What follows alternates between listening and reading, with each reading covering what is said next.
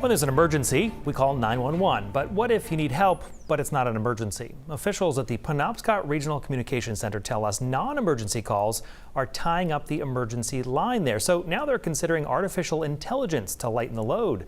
Our Raya Wooten explains. What's the phone number for this? How long is the power going to be out? We're not the power company. We don't know, but they'll call us because they think we do.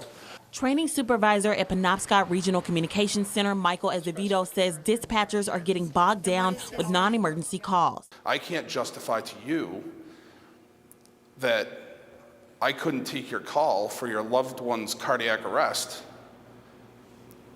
because I'm on the phone dealing with something that, quite frankly, could have been done through an online reporting system.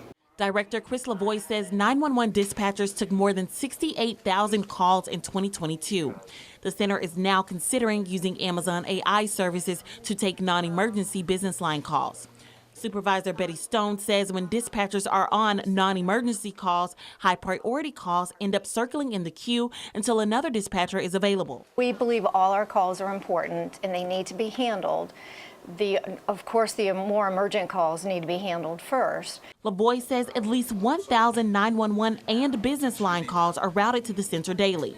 Dispatchers also take and route calls for 66 police, fire, and EMT agencies across Penobscot County. When you call your local police department thinking that you're going to talk to a police officer there, you're actually talking to a 911 dispatcher in Bangor.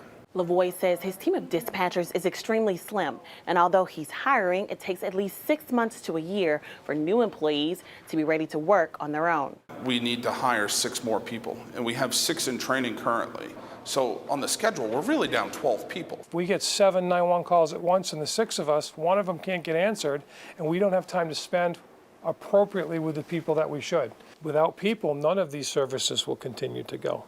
In Bangor, Raya Wooten, News Center, Maine.